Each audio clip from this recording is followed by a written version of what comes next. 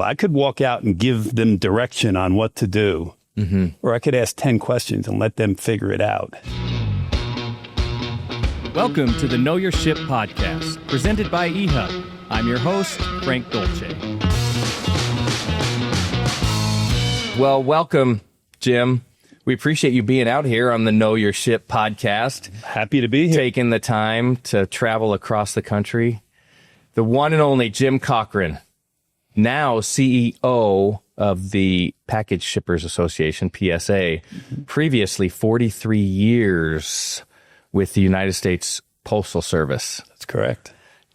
You don't hear that story much anymore, like people spending an entire career with one organization. I think I've worked for 12 different companies in my career. Yeah, I think it's kind of a holdover to our parents and stuff like that. People, I'm a Northeast guy, grew up in Jersey City. So, people grew up in neighborhoods and towns and worked in a factory or a mill or whatever. So people did work their lives in a job, and that's all changed dramatically. Yeah. Then you get, it's like, they call them the term they use in government. That's not a postal service issue, but anyone that works in government is golden handcuffs. Once you get like 20 in, you might as well stay to 30, because then you get pensions and retirement benefits and stuff. So yeah. Okay, so did you grow up you grew up in Jersey. Yeah. Have you spent your whole life on the East Coast? Did you ever move out west? I never moved out west. I worked in Chicago for about that was 11 far months. west. That's about as far west. I've traveled everywhere in the U.S. Yes. Different roles, but I'm an East Coast guy. I grew up in New Jersey, and then I lived in Virginia and Maryland, and now down in Delaware. So gotcha. So was your family? I mean, is that kind of the what you described earlier in terms of stayed in the same job 40 years? My dad my mother worked in a hospital. My dad worked as in an insurance industry. So he worked in New Jersey, worked in New York for a while, and then they moved it out to the suburbs, and he was up in Connecticut a lot, the insurance capital of the world, basically. And, we didn't have I didn't have that kind of legacy. I was, going to school and my postal career was pretty much an accident, but, ended up working out pretty well, Well, I think you went to Villanova, right? For a while, for college, for a minute. Yeah, for a minute. You had a cup of coffee at Villanova, as they say. And so when you were going to school, growing up, I mean, your dad's in the insurance business, mom's in healthcare. Did you have some ideas about what you wanted to do or what you wanted to be? And no, it really was truly I drove a guy to take a test to join the post office when I was like 17. I think I was still in high school.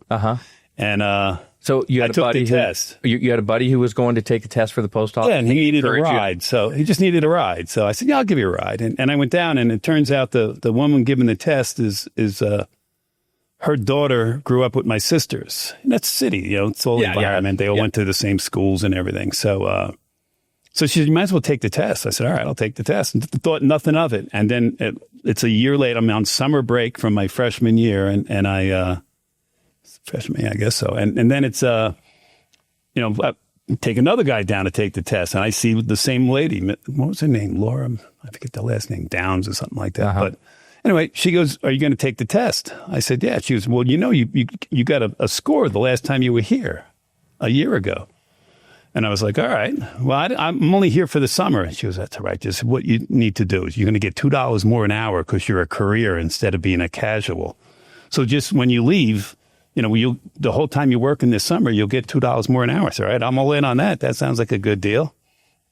And then I left, and I ended up going back to college. And so you went to work. You went to work for like 3 months in the summer. Yeah. Okay, because you already had I had a score from the year before. That became a career instead of a whatever they called it, and you got $2 more an hour. Yeah. So then. And so, did you tell them you were leaving? Did you? No, I kind of just wandered away. I think I was supposed to. I think I was supposed to send a notice in, and I never did. And then I came back. It's December, and it's like I could use a little money for the holidays, whatever. And I went back into work, and the guy said, "What are you doing here? I fired you."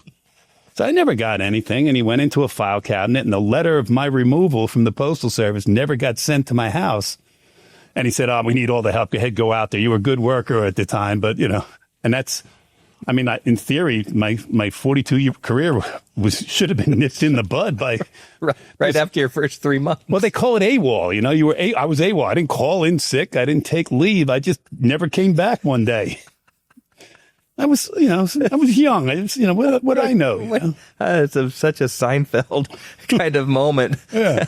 And so I think there's so many funny things about that story. One is, of course, you didn't notify anybody. You just like walked out the door, and then the other funny thing is that you just decided to walk back in. Like nobody would notice. You just, hey, I'm back at work. Give me a shot. What are they going to do? I had an ID badge. They never took it away. So I walked in and went down to the office and told them I had some personal issues and I'm back to work. And so it worked. But I'll tell you, as I went up through management, I told this story to like rank and file employees. And just trying to encourage them. We used to have like the employee development conferences and stuff. I said, look, I had an accidental career and I should have been fired. And I'm standing here as your district manager right now. So it was you take those opportunities or those issues and you turn them into a story for people. So. Absolutely. Well, you're a great storyteller. I'm sure we'll That's get it. That's the Irish in me, you know. Yes, no doubt. Okay. So one last thing about that story. Isn't it ironic that the Postal Service never sent the notice? They didn't mail the letter. They didn't mail the letter that you were fired. They had a lot of people they were worrying about it stuff. Well, anyway, that's a great story. Okay, so where did you now this incident? At that point, you're in. Like you came back after the 3 months. You're there for the winter. At that point, did you just stay? You just continued working to work there for the Postal Service, and that turned into a 43-year career. Okay, so we have some time. Let's walk through that career because it's really interesting where you started, and you ended up at the heights in the Postal Service. Sure. Interesting. I was working on the floor, and I was working in distribution in a large processing center in Kearney, New Jersey. And, I was getting a little bored with it. And I actually, probably after about 5-7 years, I started trying to find my way into something different in the Postal Service. And so I ended up getting an opportunity to work in logistics. And I was, my job was to go out into a big truck yard and bring in rail vans from the rail full of mail and packages and magazines and catalogs and stuff. And it wasn't a full-time job, but it was interesting to me. Then I helped build up a training. They didn't have a training program for expediters. That's what was one opportunity. And I built one so they could teach people how to start working with technology because we were just beginning with computers coming in.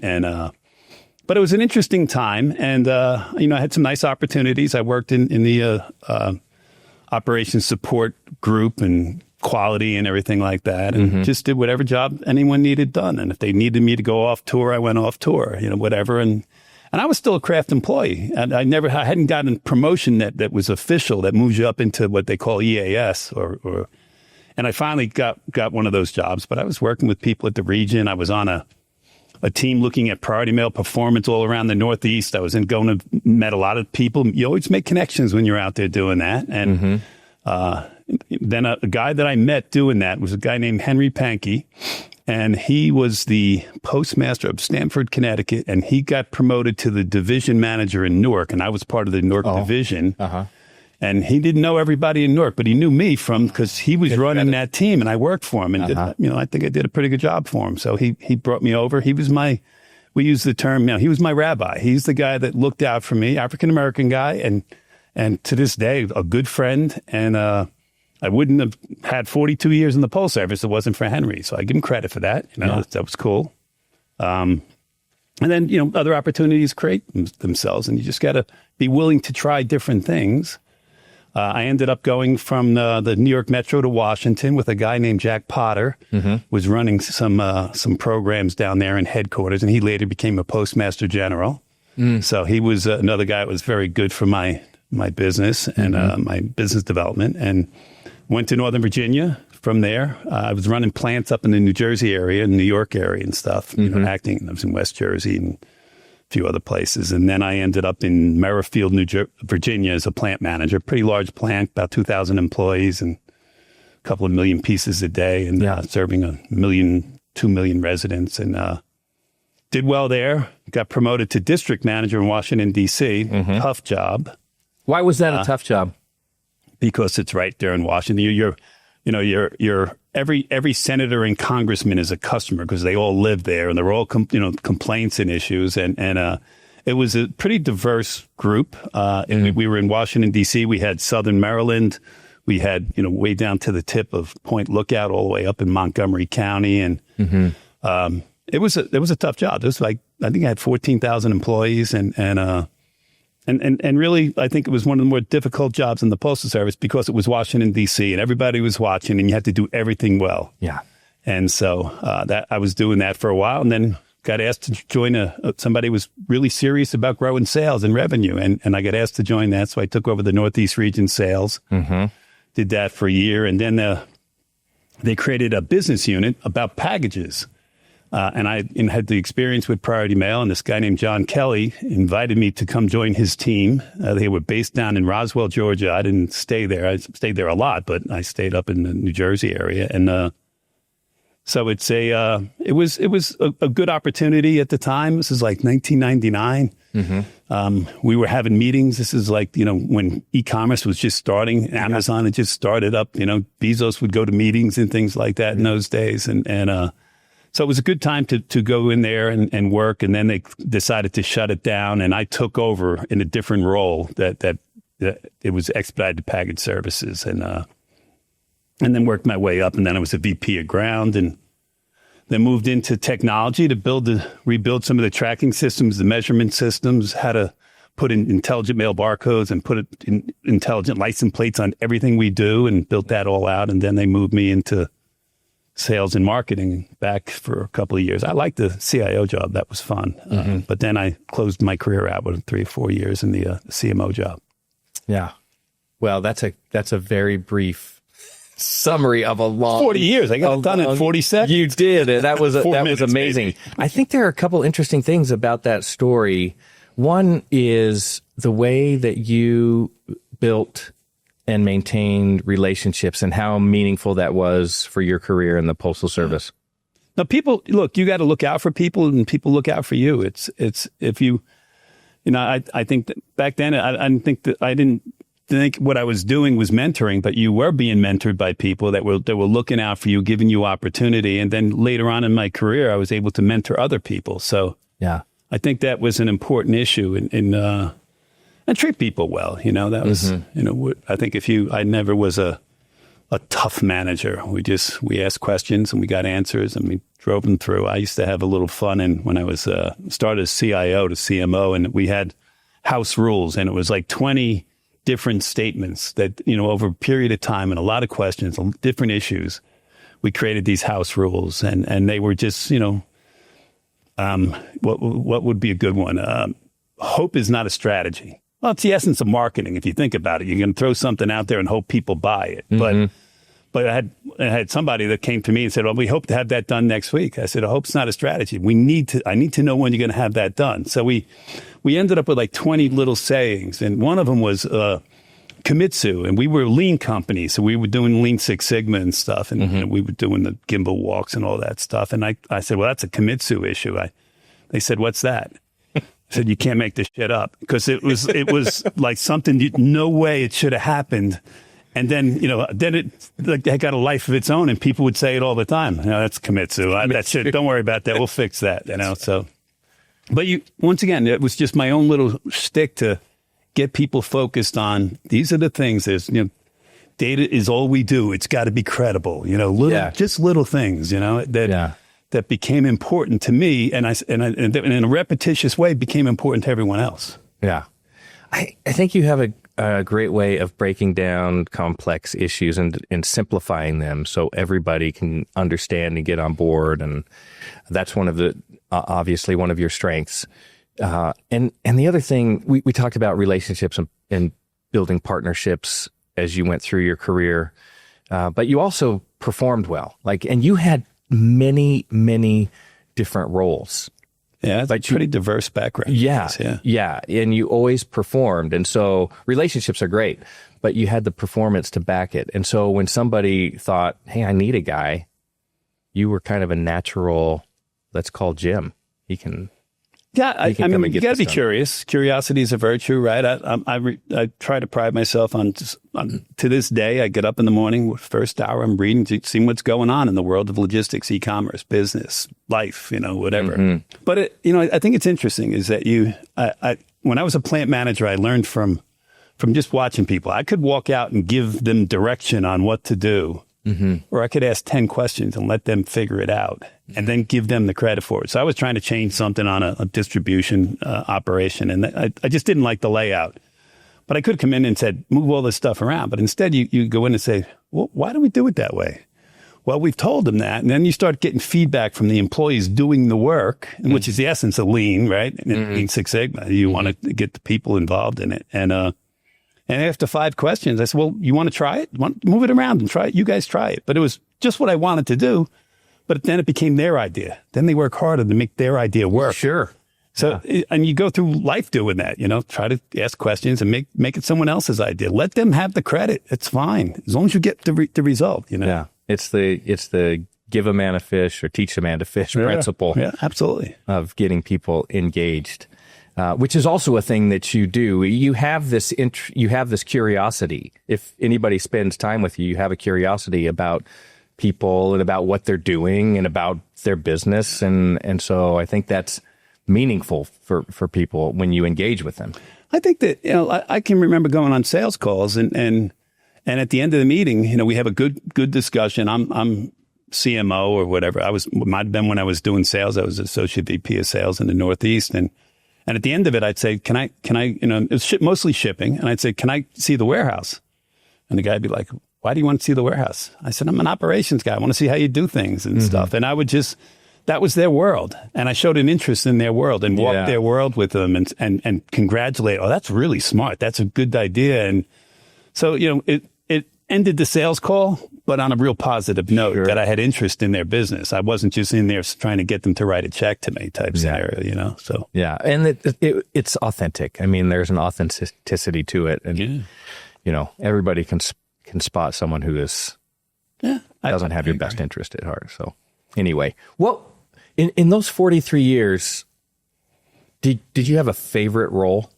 I like the CIO job, I think the best, but that's, at a headquarters level. I think my best job is a plant manager job. Because when you get to the highest levels of the organization, there's a lot of strategies, and they're long-term and they're short-term and mid-term strategies. Mm-hmm. But when you run a processing center, the mail comes in the morning, in the afternoon, they work it, and they work until the following morning at 6:00. And that's it. And you're done. And there's a sense of daily accomplishment that you don't get when you're doing strategic, when you're doing CIO work and you're building systems that are going to take a year to build or whatever, or even generating revenue. You can say, I got to go, I'm going to grow $2 billion this year. But then you got to dig in, and it's long-term planning and results. But when you're running a processing center, and I've talked to postmasters about this, every day they come in and they have 50 routes and they have 50 people going out and delivery, and you want to get them home safe, and you want to get all the mail delivered and all the packages delivered. Mm-hmm. There is a sense of accomplishment on a job like that. Every day it's done. It's like you build. Absolutely. If you're a plumber and you put a new bathroom in, and when it's done, you have a sense of accomplishment. Take a picture. Absolutely. I feel the same way. Do you think your experience of starting, you started kind of at the very low end, distribution clerk in college, and you worked your way through the organization.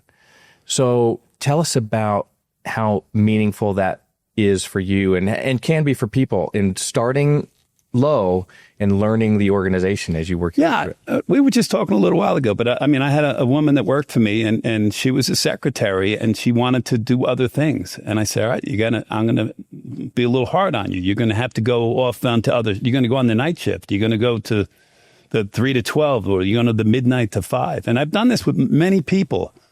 And I said, you have to know the core business. The Postal Service is an operations culture, and you really need to understand what they do, logistically and processing wise and delivery wise.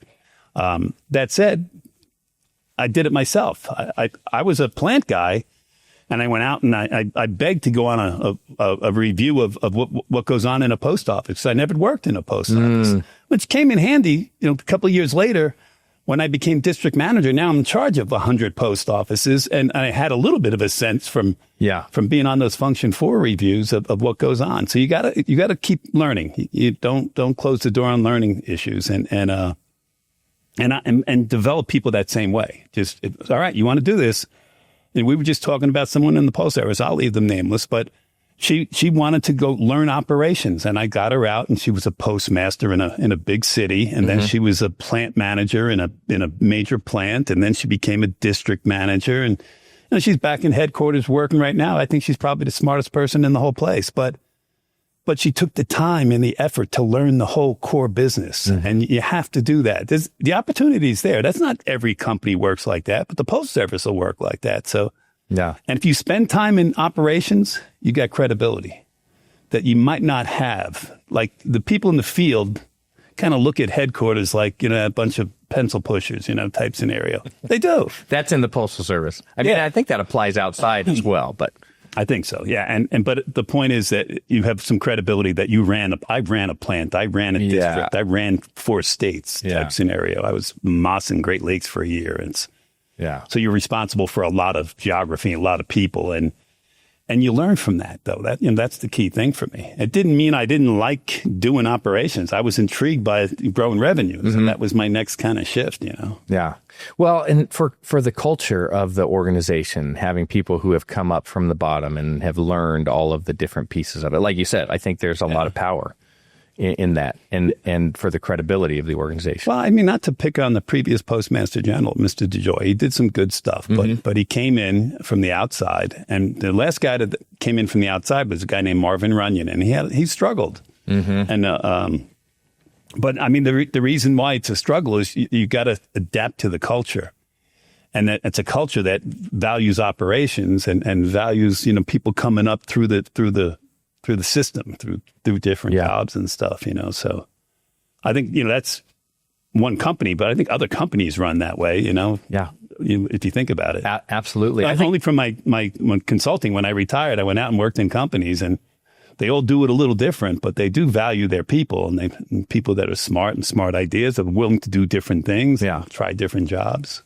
Yeah, well, the lessons that you're talking about, just because it's your postal experience, those lessons apply in any business. Yeah. So I think it's very transferable.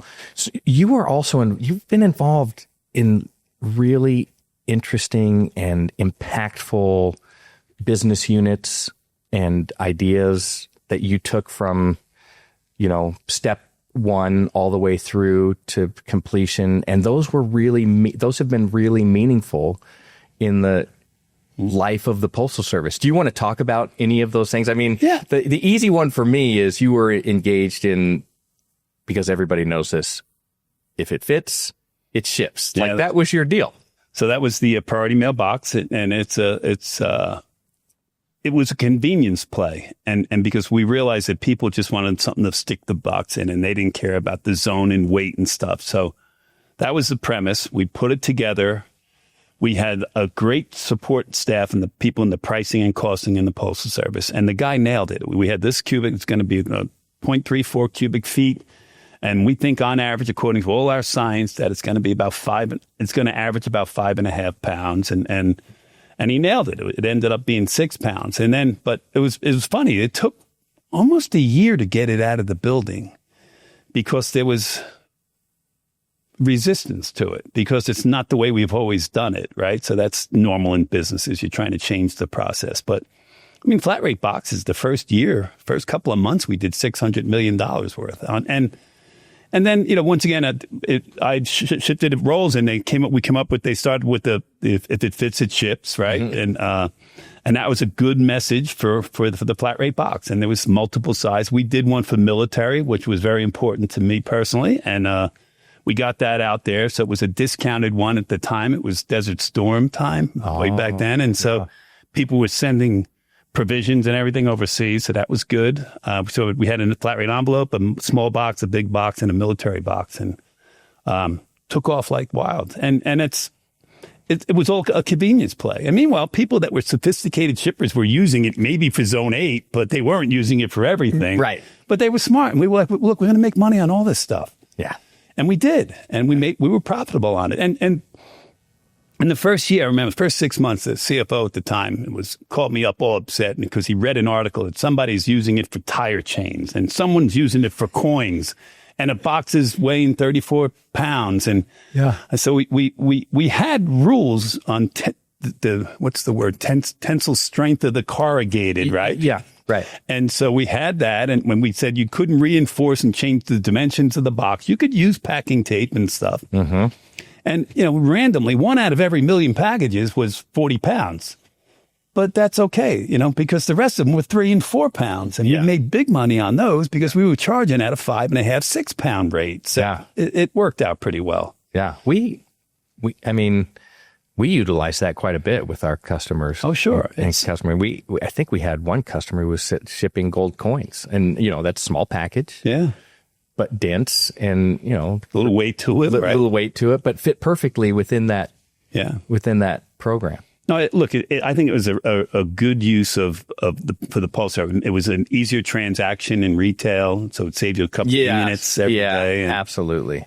It's still out there, but it's kind of been relegated to ground advantage is the new big thing. Well, I want to get into I want to dig into that a little bit, but I have a few more questions before we get down to what the post office is today. I think the other thing I like that you were the kind of the mastermind behind is utilizing partnerships in creating. In particular, last mile, that became an important issue. And that was, a guy named John Kelly. That was his idea. And the first use case of last mile was a little company called Airborne Express, if you remember them. They were based out of Seattle. A guy named Jerry Hempstead is still around. I still see him at trade shows and stuff.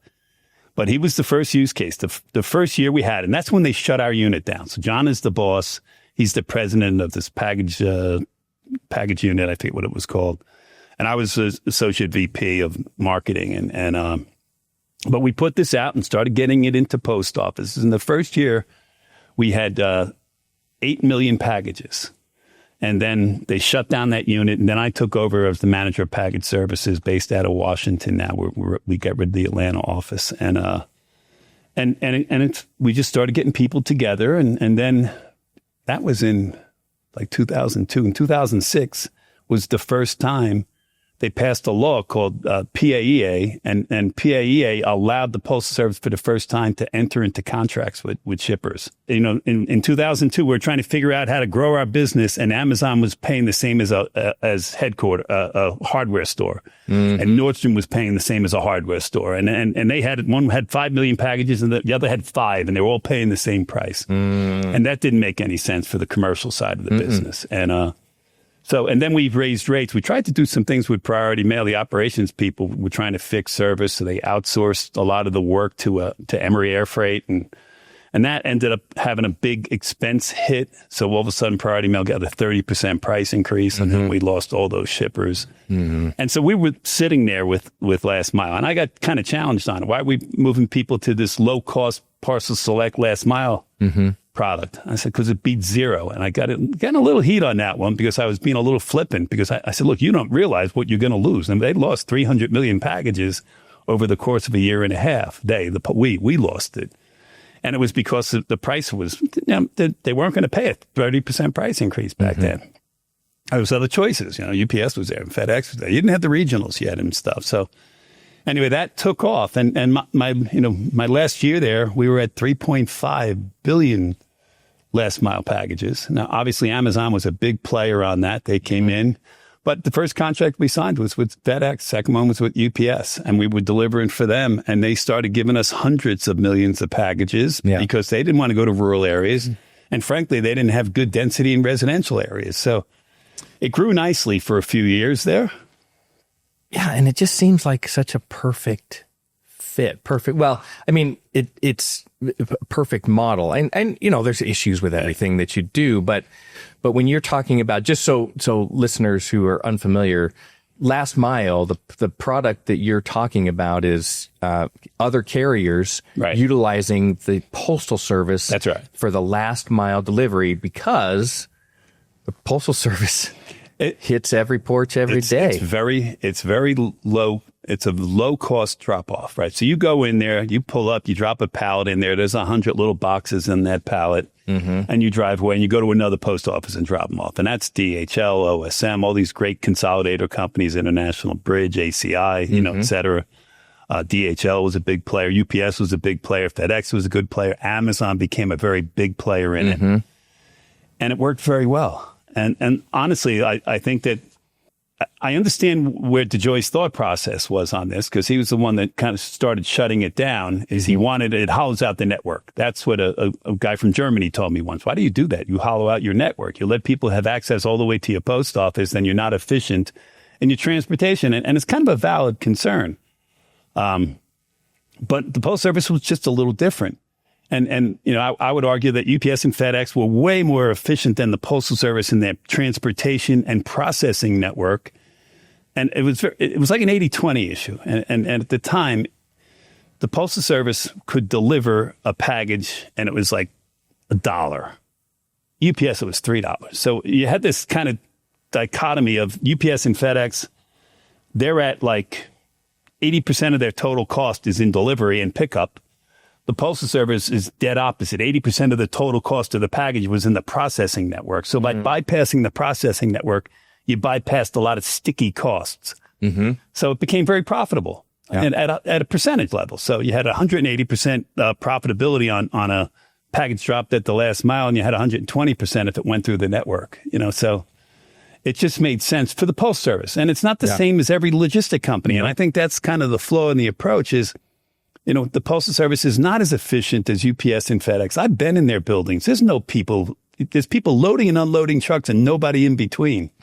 And the Postal Service has got a couple hundred people in between. They're moving things around, but manually, and they sort into containers. They don't bed load, and all those things are a change in cost, So I think the last mile worked very well for the post office, and it still does. Amazon's still there and does a great job with it, and they want to continue to grow with it. And unfortunately, earlier this year, UPS and the Postal Service couldn't get to an agreement. That hurt a lot of shippers out there. It also enabled a lot of regional activity. The Postal Service didn't keep all that business, I can tell you that. Well, that's an interesting thing, is how it affected the market. The Postal Service decision to move away from that, and how it affected other carriers and the emergence of carriers. There's like a reverberation. I mean, first of all, UPS had to come out with much higher costs. They had a big 30% bump, the price points, all that activity moving from last mile was an 80% price increase, moving them back to the SCF. So all the existing consolidators moved to the SCF also. So you're saying in the last mile, it used to be your partner would deliver it to the post office, and then delivered to the consumer from the post office. But you're talking about moving it a step back from the processing center. So we're sitting in Utah right now. So the SCF, the plant processing is in Salt Lake, right? But before that, everything, in Ogden was being brought to a post office, and not everywhere. In rural areas, it was a little tougher. But I mean, UPS and DHL, they're probably going at 18, 20,000 zip codes. That's 90% of the U.S. population at that number. Amazon, obviously, also. So, I mean, going to a post office made a lot of sense. It was very profitable, best service, by far the best service in the shipping business the Postal Service had. Yes, no doubt. But the other thing was it was the lowest price. So it was a great price. And the regional guys couldn't hit the numbers. Right. So then they come in with an 80% price increase, make everyone go back to the SCF, and they think they're going to move literally 2 billion parcels back to the SCF. And it didn't happen that way, because the regional people could say, well, you're at $5 now.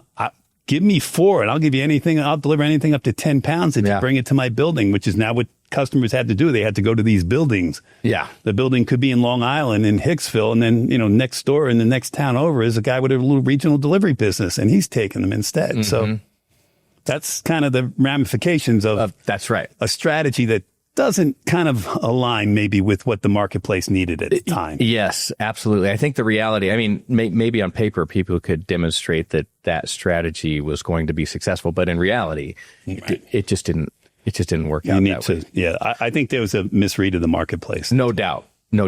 Okay, so you described the Postal Service, I think, as an operations business or an operations culture. Yeah. Tell me what that means.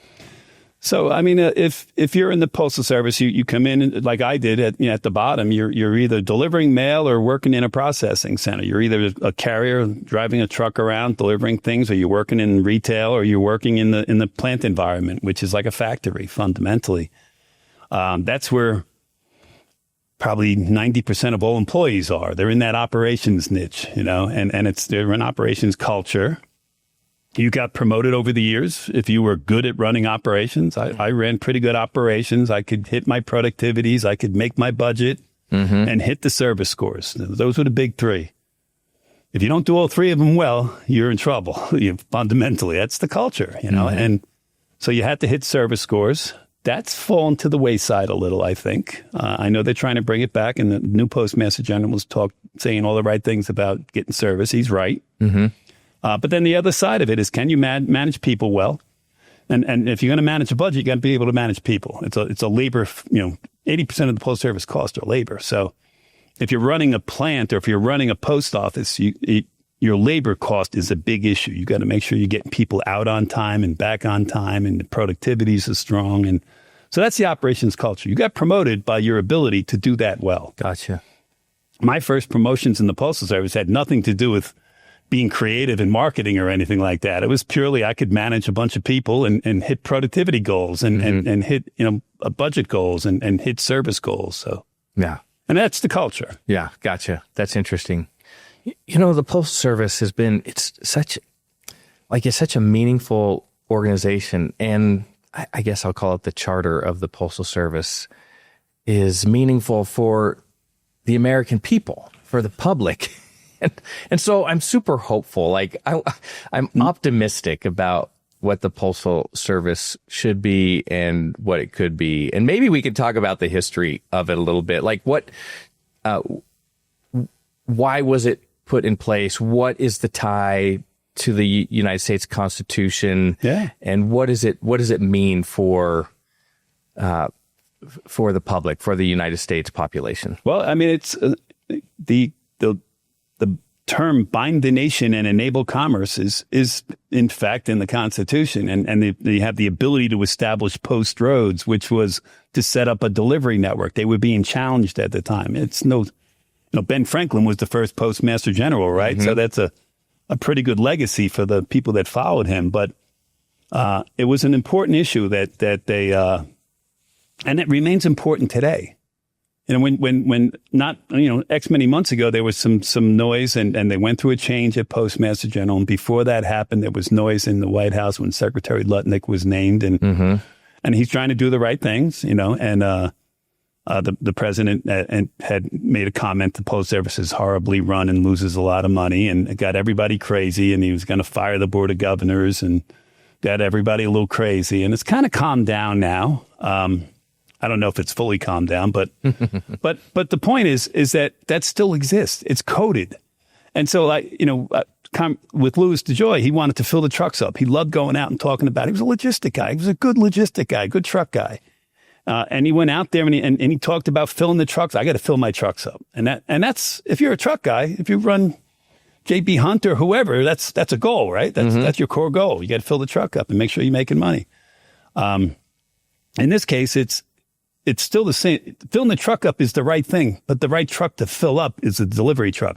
That's coded in the law. The law says that you must go to 170 million addresses every day, 6 days a week, and you must deliver mail and packages. That's coded in the law that took place in 2022. Partially coded going back to 1970, but in the Constitution, bind the nation, enable commerce, but not rural America. It doesn't say that. It says bind the nation and enable commerce. So that's everywhere. And that includes Alaska and Hawaii and Puerto Rico, the territories. So that's still the issue. The most important thing the Postal Service has, they're really not that great in the network. and their costs are higher than UPS and FedEx. Conversely, the Postal Service is very good at delivering in residential areas. That's not everyone else. Amazon's probably the closest one because their core business is going to consumers. As they go out with their Amazon delivery, they're probably a pretty strong competitor to the Postal Service. But the point is, if you're going to go to 170 million addresses 6 days a week, and that you have to do that by law, then that's the mandate. That's the truck you need to fill up. That's the crown jewel of what the Postal Service does. Makes perfect sense. Right. When you think about public-private partnership, there's a lot of what goes on in the network that is done by the private sector. Marketing mail, it's advertising and catalogs and things like that. 90% of it is dropped all the way at one of these destinating plants. Who brought it there? The Postal Service didn't bring it there. The printers did. Quad Graphics, ALG, all these big printers, Freedom Graphics, they brought it all the way to the processing center. Who did that? The private sector did that. Works on magazines, they print, they compare, they get it all ready to get, when it gets to a post office, it's already in the carrier outs bundle, and all that is work performed by the private sector. And it's gone on for many years. So when you say it now, everybody gets upset. The union guys are getting upset. I say, don't get upset. It's what we've done for the last 30 years. Yeah. It's a public-private partnership. When they brought it to a last mile, that was a public-private partnership. That was UPS and FedEx and Amazon and all these companies and consolidators bringing packages to a last mile. And that was what they fought with, and it's, so now it's, that's public-private partnership. We're the public delivery company. They're the private sector bringing those things for us to deliver. So would it be fair to say that you would align with the notion that you could maximize the efficiency, effectiveness of the Postal Service by working with the private networks? I think it crosses from the logistics side to the preparation side to the technology side. I mean, that technology is another one the Postal Service doesn't do a whole lot of their own development anymore at this point. They outsource everything. Well, then be real about that. And then don't tell them how to do it. If you need a new tracking system, go ask Amazon or EasyPost or Octane or someone to do it for you. Well, or eHub, Absolutely. Come and ask eHub. I mean, there's lots. So you make a really good point, because I'm not sure that development is the strength of the Postal Service. And there are lots of other platforms that have already been developed and work pretty well that could align. I mean, when I was CIO, we really did have a mandate to do commercial off the shelf as much as you could, right? Because I'll use an example. At one point, our engineers, who were great, some of the smartest people ever worked in the Postal Service, work in the engineering unit, and it was a good group. But back then it was design build. So we need a parcel sorter. We're going to design. So they'd spend a year designing it, and then they'd get 3 manufacturers to send them in a prototype, and then they'd pick the best one. And then it's 3 years later, and now you get you put 50 parcel sorters out there. And we had a sense of urgency because the parcel business was growing.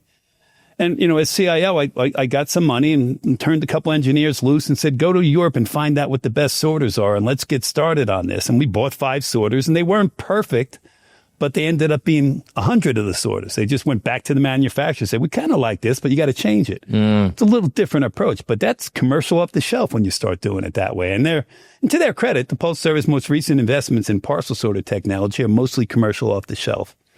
And the guy that's there now, Gary Reblin, the guy before Scott Bombach is one of the smartest guys in the post office, good guys. And Gary's, the same thing. He knows what he's doing there. I think but we need to do more of that. They're not building parcel sorting machines. Then why do they build the software that runs some of their operations? It's kind of, you're halfway there. Yeah.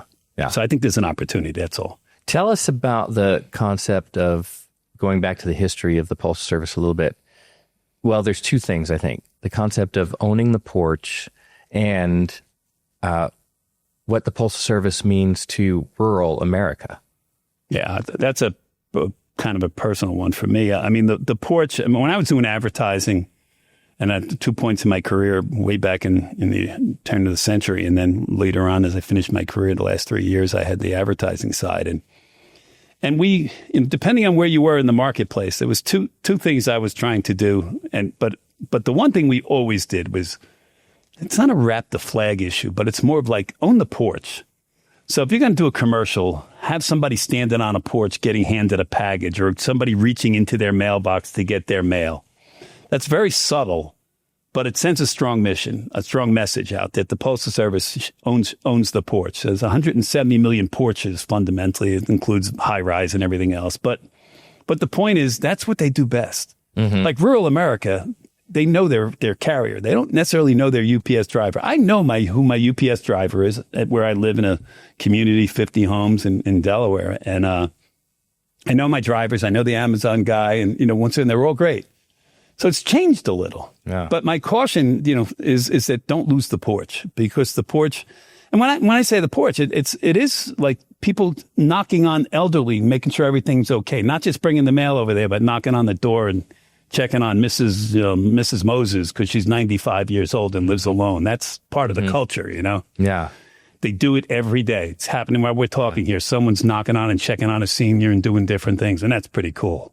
Yeah, it is. And I think that's part of the power. It is the power of the Postal Service. And some of that has been lost a little bit with I think some decisions that have been made. Once upon a time, I think we all knew our delivery, the carrier, the delivery guy. Yeah. You left that individual a pound cake during the holidays, right? Checks. They're not allowed to accept checks, but but no you know what check, but nice people would give a little greeting card or a piece of cake. Absolutely. Hey, people I've seen some really neat stuff in the last years where people are putting a cooler of Gatorade and water out there for the delivery drivers, whether they be UPS, FedEx, or the Postal Service. Yeah. But that's cool. But Postal Service always had that great relationship with the household and stuff. And I think it is.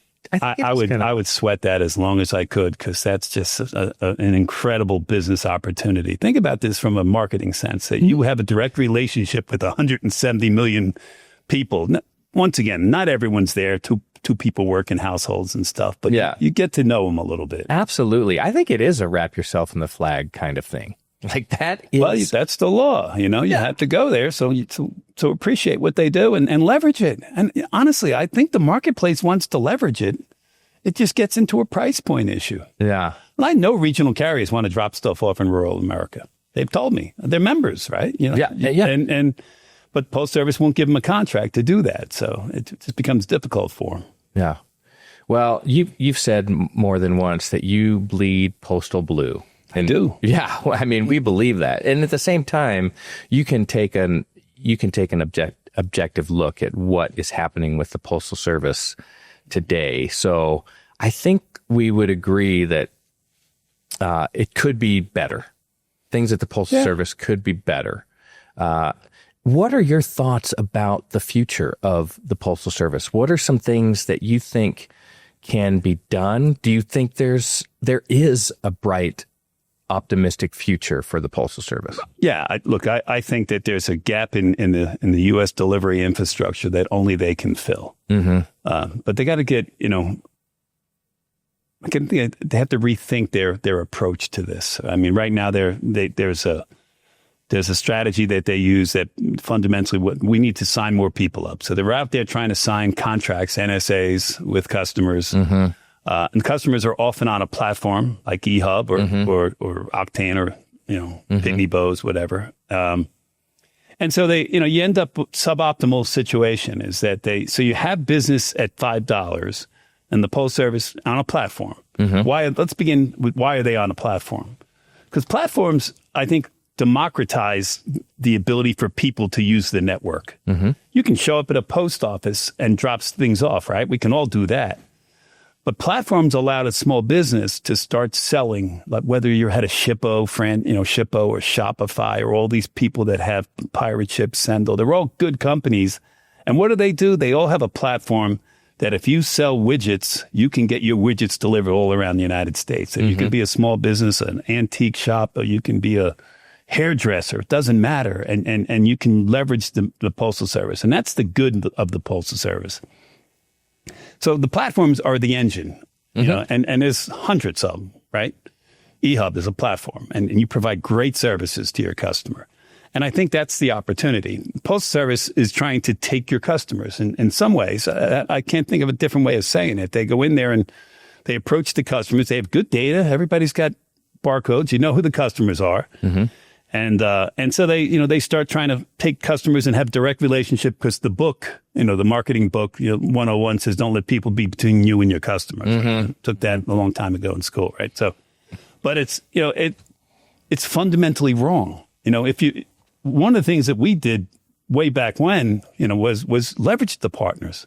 I mean, I was growing in 500 million units, new packages, organic. Every year I was CMO, and it was because I was leveraging the Octanes and the Easy Ships and Easy Posts and E-Hubs and stuff. And how do we leverage? We leveraged it with a financial relationship.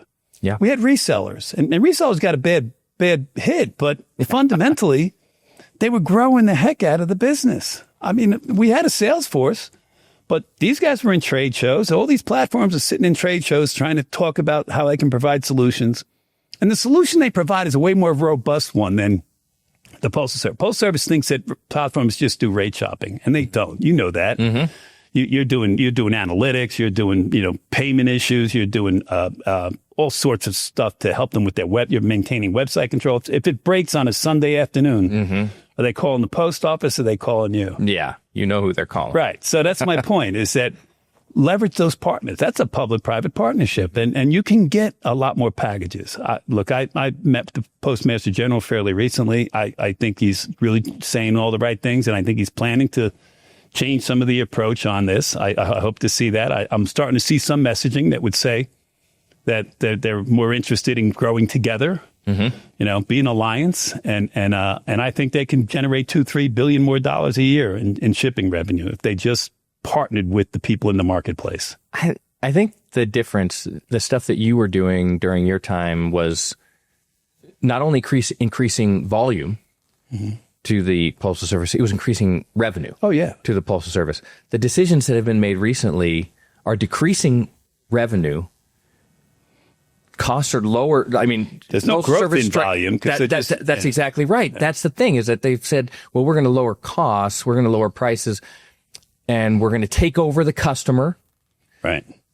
But there hasn't been the consequent increase in volume. Well, here's what doesn't make sense. It doesn't make sense to take existing business that you have at $5 a package, and you have 100 packages a day, and then go to that customer as the Postal Service and say, look, I'm going to give you a quarter off every one of those packages. I'm going to save you more money. Oh, okay. So then, the customer, well, you have to come directly to us. You have to align with USPS ship. I'm not even talking about the functionality. I'm just saying that they want you to come to their world and leave your old world behind. And that's a problem, because your old world is doing a lot of things for them that they don't. But at the same time, my biggest issue as an ex-chief marketing and sales officer is, so why are we lowering price for business we already have? Somebody explain that one to me. That would have been a very short conversation. And so we're not going to do that anymore. You go out and find business, and let's grow revenue. Let's not reduce revenue. The sales team shouldn't be reducing revenue. It should be growing revenue. That seems counterintuitive, right? That's exactly but it's right. But then the secondary piece of that is you're also, it's not good business. You got to work with people. And once again, I look at the whole marketplace and my members that are all platforms, and they've worked hard to build what they have. And for you to come in and start poaching customers from them is just bad business. It doesn't end well. That's all. And it hasn't. Yeah. And they're going to finish the last couple of years, they're going to be down 300 million packages this year. Yeah. So, I think there's a lot of opportunity. I mean, properly motivated, I think the business community of the platforms would work with the Postal Service, properly motivated. And when I say that, I'm usually talking a little bit of revenue. Sure. A little rev share. Yeah. You can get a lot more money. They shouldn't be losing this much money on the shipping business. Yeah. There's no doubt in my mind. Well, yeah, if the network is incentivized, I think the Postal Service benefits from that. I mean, I have this idyllic view of, and you're a partnerships guy too, so like I have this view of I want to see the mail carrier. I want to see him delivering packages. I want to know who that individual is in the neighborhood. That seems like such Americana. So how do we position the Postal Service to thrive in those circumstances, utilizing all of the power of the Postal Service. Yeah, and that was the essence of. I mean, I testified at. I was just going to mention you got to go through that. No, how was that? How was that experience? It was great. I mean, it's as an American, it's great to go over there. The people on the congressmen that were sitting there were great. They really are trying to understand it, and they gave the government gave the Postal Service a pretty good, change of direction when they created the PSRA, Postal Service Relief Act of 2022 or 2021. I forget what it was. I think it was 22. But they fundamentally took this retiree health benefit away from them. That's like $63 billion. And they gave them $10 billion. It was like a gift. And so then they gave money towards electric vehicles, and they gave another $1 million later on in the infrastructure bill, $1.5 billion. And so there's no sense of Congress right now, as I talk to people, that is looking to do anything else financially with the Postal Service. They've done, yeah. And all they want, honestly, they don't care about some of the postal financials. And I mean that in a high-end view. The congressmen want good service. They don't want to get complaints about the service, about their package being misdelivered, their package being lost, their mail's taking 2 weeks to get delivered. That's every congressman and senator. I've worked with them for 20 years, and they really have a pretty low bar of what their expectation of the Postal Service. They want it to be on time, and they want to quiet the noise, and they don't want it to be a problem that they have to solve. And so, I do think that there's an opportunity to get together with the private sector and figure this out. And then there's the opportunities of how they're, once again, if the law had allowed them to invest some of their retirement assets, those things also complicate things. Okay, I want to talk about that kind of inside the wall. So I think it's probably fair to say that Congress and maybe even the public would be aligned with supplementing the Postal Service because of the service it provides to all Americans. I think that we could all agree on that. But there's also things the Postal Service could probably do inside the walls to eliminate some of the waste that is currently happening. What are the things that you see? One of them is like the retirement, the pension fund, that sits in the Treasury. And sits in the Treasury. Treasury controls it. Not invested outside of that, which could be unbelievably stocks, bonds, but honestly, you could it's cash, so you could even make money just as a cash.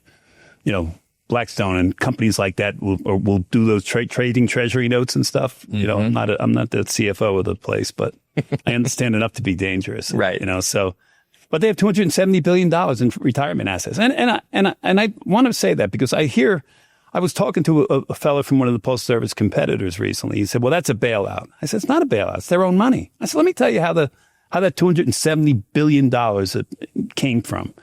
It came from people mailing and shipping, paying revenues to the post office through stamps and packages and everything else. And over a period of time, it went into the pensions of the employees. The day I started in the post office, that first day, the first dollar I made, they took 7 cents away. And thank God they did, because I was a young kid. I didn't know, what I was doing, how to invest in stuff. I was, 19 years old. But at the time, you think back about now, thank God it happened. So for 42 years, 7% of every dollar I made went into this fund. Mm-hmm. And that's the money we're talking about. It's money paid for by ratepayers and people that pay the money to the Postal Service. And it's donated back into a retirement plan by the employees. So that's not my idea of a taxpayer bailout. That's just smart business. Now, someone's got to convince Treasury to let them do some of this. Mm-hmm.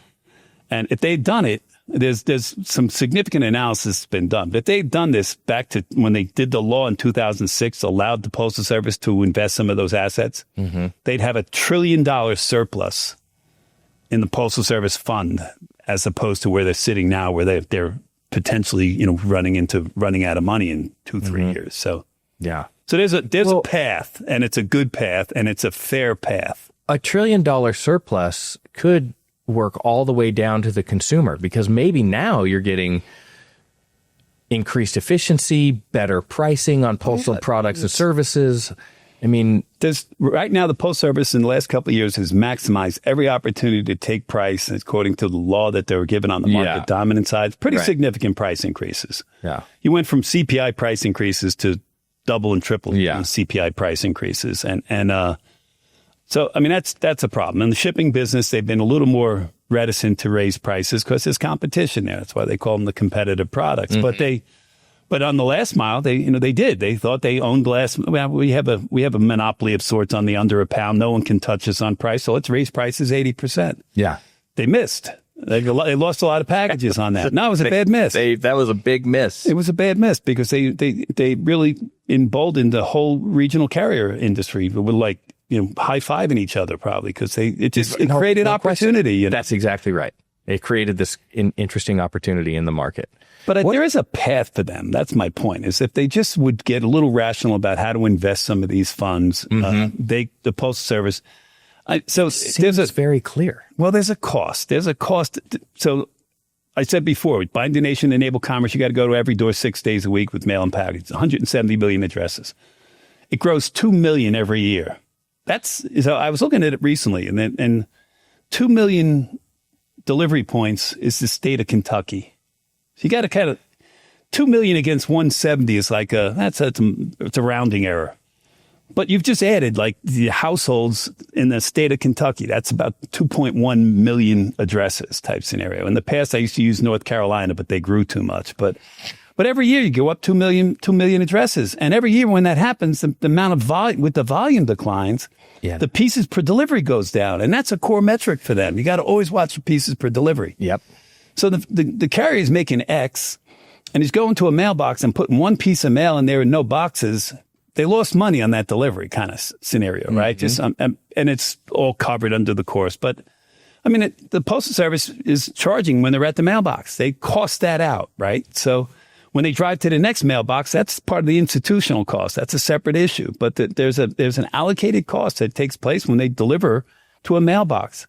So you want to have, if you have this cost, let's say it's 50 cents, you got to have more than two pieces of mail to cover that cost. And maybe a package, like you have to have. That's right. You got to have a diversity of volume. So it's very important that the Postal Service continue to deliver to the mailbox with packages. That's one thing. They tried to change that back in 2016, I think. There was a study done that should separate the two, but I think that was written by some of the Postal Service competitors, to be honest. But doesn't make any sense. It would honestly, it makes sense that a competitor wrote it. Yeah, I'm sure that makes sense. What about the employee base of the Postal Service? Could the Postal Service run efficiently and more lean? Oh, absolutely. I mean, well, deliveries. Let's keep deliveries separate. Okay, there's an inherent inefficiency. And that's probably a big portion of what we call the universal service obligation that's in the law. You wouldn't, if you were a business, if you were UPS and FedEx, you wouldn't go to certain zip codes in Utah every day. You'd go every other day because it's just not enough volume to go down that road, to cover the cost of that delivery. Sure. And so the universal service obligation has been costed at somewhere between $3 and $6 billion. It's been looked at by the General Accounting Office, a neutral, government agency. The Inspector General has looked at it. The Postal Regulatory Commission has looked at it, and the Postal Service has looked at it. So there's a number. Actually, when I testified, there was a woman from I forget the think tank, but she did a great job on it. That's her focus on it. I forget her name. Patel was her last name, but it was a good analysis, and she has it at about $5 billion a year. So if you can make $10 billion a year on $270 billion, then take $5 billion and just always put it towards the universal service obligation. This way you don't have to have taxpayers. Sure. Worse yet, you don't have to worry about Congress getting shut down and then you don't get that money, right? Yeah. So that's where we are now, right? So it's a better scenario that the universal service obligation come out of the postal assets, and that's their asset. They covered that $270 billion is an asset of the Postal Service. They have liabilities that are in many cases higher than that, but But I think if they did it that way, they would approach it in a way that's fair. If I was UPS and FedEx, I probably wouldn't want them to get taxpayer bailout. You don't want it to be taxpayer. Right. Then once again, then you're up against an omnibus every year. Yeah. Somebody gets mad, and then all of a sudden there's nothing getting paid. So. Yeah, absolutely. Well, okay, I'm going to have to let you go. I don't want to because I have a lot more questions. But the nice thing is we're going to bring you back every quarter. And okay, it doesn't have to be in person. We'll probably do it Zoom, but we're going to get the regular update because you still, like you said, you still have your finger on the pulse of what's happening, and not just the Postal Service, but you worked in partnerships for a long time. You know what's happening with all in the marketplace, everyone in the marketplace and the network. So I think that will be fascinating for our listeners and for our viewers. And you're just such a great source of knowledge from a job you should have never had. Well, but the job I have now it's important that I understand the marketplace. Absolutely. Well, large trade. So let me give a commercial for my. I want you to do that because we haven't talked about the PSA, the Package Shippers Association, of which we're a member. You are a member. Thank you. And Package Shippers Association is a trade association. We represent the entire ecosystem of e-commerce in the U.S. Our members are the biggest technology platforms we've talked about. They're also some of the biggest shippers in the United States, Amazon, CBS, different players. It's all the parcel consolidators that bring things to different places. And it's equipment manufacturers, parcel sorters, software vendors, tech enablers are probably the biggest portion of us. Everybody that's in the e-commerce space can all learn from the conversations that we have. And we I think we do a pretty good job educating our members, representing them. I am a lobbyist. I do have to every now and then go up on the Hill and talk to people, and happy to do that because the e-commerce is important to the economy of the country. And e-commerce is at a really, I think, a bit of a state of flux right now. There's a lot of changes going on. The tariffs have an effect on the volume that's been coming in. There's literally new entries in the delivery space every day. So it's a good way of staying in touch with what's going on. We meet in person about 4 times a year. It's a networking event. I can guarantee you that people that come are making new connections and finding ways to grow business together. So it's a great organization. We get a lot out of it. By the way, eHub is the reigning golf champion. That's right. of the PSA. -7. That was a good -7. roll. It was a good day. I will say, work and play is a good thing. That's exactly right. I will say about the meetings at the PSA, you almost always have what I think is the most fascinating portion of the event. You wouldn't think it because this guy's an attorney, and whenever an attorney gets up and speaks, you think, oh man, Yeah. But Michael Scanlon does such an amazing job of taking very complex legal issues and simplifying them in a kind of a story way that just makes it really fascinating to understand. And when I introduce him at our meetings, I introduce him as the best regulatory attorney in Washington, D.C. and probably the United States. Because I've known him for years. He's amazing. Yes, and honestly, there's a complexity to what goes on, with the Postal Service and the government and stuff. So it's it's interesting times. So I'll end with that. Interesting times. Okay, well, I'm going to give you one last opportunity. Give us the optimistic outlook for the United States Postal Service. Well, I think they're making some changes right now, and I, all my support for the new Postmaster General, David Steiner, great guy. I've met with him. I've talked with him. He's getting his arms wrapped around what is a very complex business. He wants to grow. He wants to partner. He's meeting with some of our members, and that's great. And that's long overdue, compared to, the last couple of years. I think there's opportunity. We have to fix the bottom line financials. We have a couple of years there. I'm saying when I say we, it's the industry, the Postal Service, the Congress.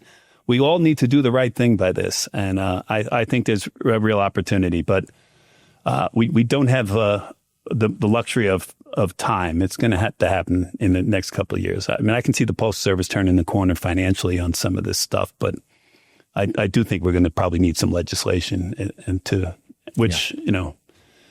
once again, bind the nation, enable the commerce. We're part of the Constitution, and rural America needs us. I will say that the Postal Service is by far the the foundation, the savior of rural America, because if it wasn't for the Postal Service, they would have a hard time getting medicines and everything else. Absolutely. So all the stuff. Well, Jim, it's been fascinating. I can't wait to see you back here in a couple months. Right. Give us, where can people find PSA?